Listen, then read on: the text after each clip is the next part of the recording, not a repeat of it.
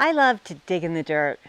I love to plant and garden and harvest delicious food. But to be perfectly honest, if I had to grow all my own food, I think I would starve to death.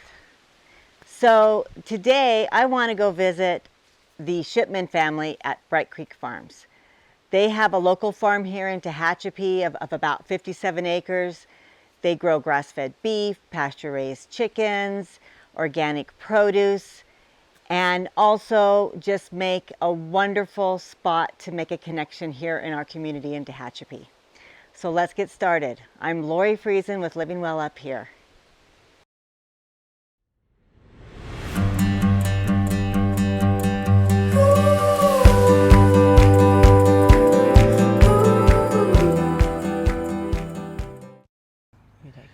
Okay, my name is Jay Shipman. This is my wife Hannah, and we own Brite Creek Farms here in beautiful Bright Valley of Tehachapi. So we started a grass-fed beef business about 15 years ago, and then about 4 years ago really decided we wanted to serve our local community with more products than just beef.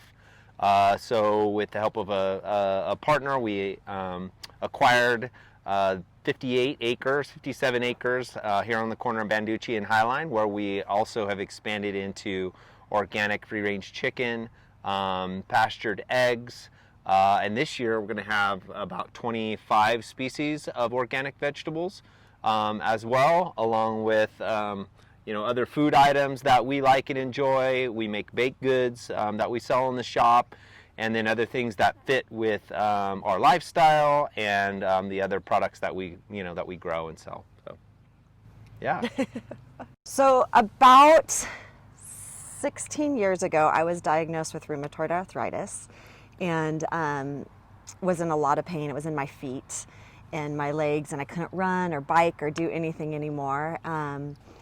And so the doctors just wanted to put me on massive steroids, and I did not want to do that. And so we were, actually a good friend of ours said, read this book, and it was about eating healthy, and we did that, and it started radically changing our life slowly.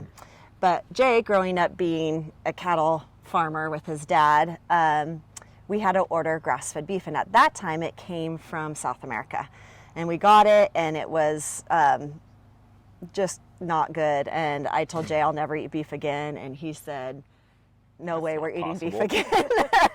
So I can do better than that, and that's how it began. So we started raising our own grass-fed beef because of all the health benefits that it has that I can let Jay kind of share about. And within 2 years of eating clean and healthy, my rheumatoid went away. I've been clean since then, so 17 years ago. Due to inflammation in the body, and a large part was just changing to all organic, grass-fed, and pasture-raised. So you can talk about the health benefits because you're much more scientifically smart than me.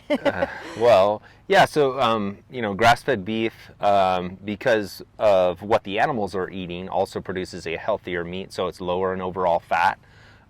It's also higher in vitamin A and vitamin E, which the animals get from the pasture and the grass.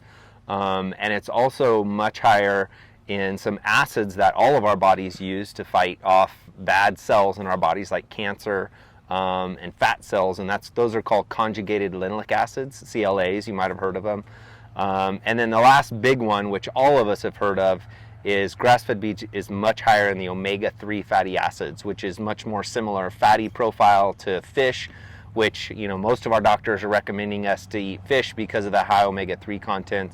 Your pasture-raised meats are much higher in omega-3 fatty acids, so much healthier, for us and for our bodies. But it also, as we're learning more and more as we go on, much healthier for the environment. Pasture and grasslands are an important part of our ecosystem, and animals are used to harvest those and turn them into, harvest the sun's energy. And turn that into energy that we can process and eat, which is a major part of the cycle of life. I mean, the cattle that we raise and the chickens, they can eat things that we can't, And that's an important part of, important part of the life cycle, important part of sustainability. Also, anytime we're working up the soil and we're reducing, the grasses and the plant material, we're creating, carbon that's released into the air. So it's a good thing that, we're not tilling as much, leaving the grass there, sequestering carbon into the soil, which is a big part of, what we're hearing, that's a problem for the environment. Yeah. So all those things are, really important. We both kind of have our different responsibilities, I would say that we do. For me, still having, 3 kids, I'm juggling those as well. But my responsibilities are more the storefront and trying to create an ambiance, as well as all the baking and whatnot, ordering, helping him figure out what produce we want to plant, that kind of thing, some of the marketing. Mm-hmm. Yeah. And then I'm just his right-hand man, so if we weed, we weed. Right-hand woman. If we move, rocks, we move rocks, water, whatever he tells me to do is basically what I do beyond that. Well, try. I'm not very good at it, but. And then Jay is on a whole different level, I would say. But hours are unending. We work, all different hours. But you can kind of say. Mm-hmm. Yeah, I grew up on a farm, so I was aware and used to the kind of hours, that it takes to make a farm work. My dad would wake up at 2 a.m. and get us kids up to go work, and so I understood, from the beginning what a, this kind of lifestyle looks like. But our day starts pretty early. Typically all of the kids are helping as well. So, JW, who's our 17-year-old son, he usually starts out here between 6 and 6:30, especially during the summer. And he'll work, a full 8-hour day. And then sometimes more. Sometimes more if if needed. We really don't necessarily work an hourly day. We're rarely tracking, okay, I started at 5, now I'm going to stop at 6. It's kind of whatever needs to be done. We're typically watering late into the evening, sometimes overnight. We're harvesting early in the morning to put out either for here at the shop or for some of our other customers, like restaurants and things like that. But during the hot summer days, we're trying to do the hardest work in the morning and the evening, and then maybe tractor work during the day when it's warm. So I think our typical day starts around 5 in the morning probably, and ends at 9. It doesn't end sometimes. Well, but we try to take Sunday afternoon, Sunday off for family time to Yeah. go float the river, play games, have a nice big breakfast, just spend some playtime together. And also so the kids don't resent working a lot, Their least favorite activity would be weeding. But other than that, they're good sports. And they just say the weeding, well, Bella's over there, but because they weed and it just comes back in 2 days, as you all know who live here in Tehachapi. So. Yeah. Sorry. We're in a seasonal location, right? Tehachapi is seasonal, so we have to work. We have to work when the season is the time for planting and harvesting. That's just the way that it is. So, during the winter, we don't have as long of hours. We work less hours and we're doing more planning, and we're still open at the shop, but we're doing different things. But right now, when it's spring, summer, and fall, and it's our growing season, that's when we have to put in the hours, because that's what's required. So yeah.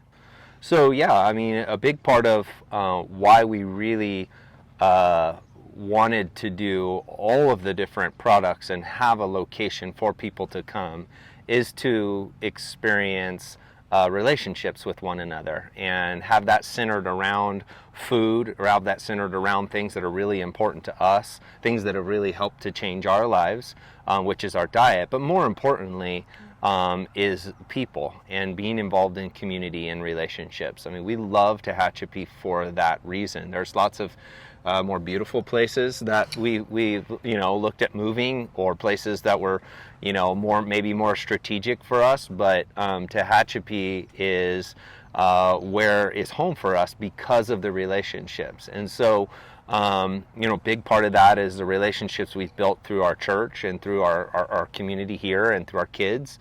and we really wanted to serve our community that way. And that's just not just people that we already knew, but man, we meet new people. I mean, I couldn't even put a number on it every week, how many new people that we meet here who are coming to the farm, to buy food or to see what's going on. And that's just an open door for us to start a conversation, to find out their story, to hear, who they are, what they've been involved in their lives, how they ended up in Tehachapi. So that's a huge part of who we are as a couple as well. My dad was a farmer, but my dad really just wanted to farm. He would be happy living way away from people, although he's great with people.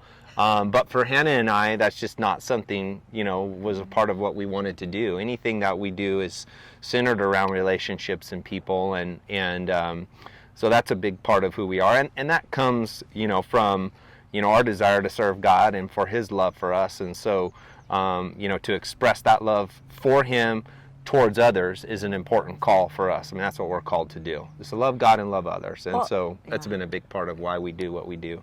I think both Jay and I want to be encouragers for people and want to encourage others. And, there's days you're tired because you're working a lot, but then on the days that we're here and people come to try to be present and be available for them to talk to and share. And I mean, I learn something new every day from people, but I also we do get up every morning and kind of pray, just like, man, how can we bless others today? And how can we create a place where they can just come and just take a deep breath and, maybe get a smile or get a hey or get a hello or whatever.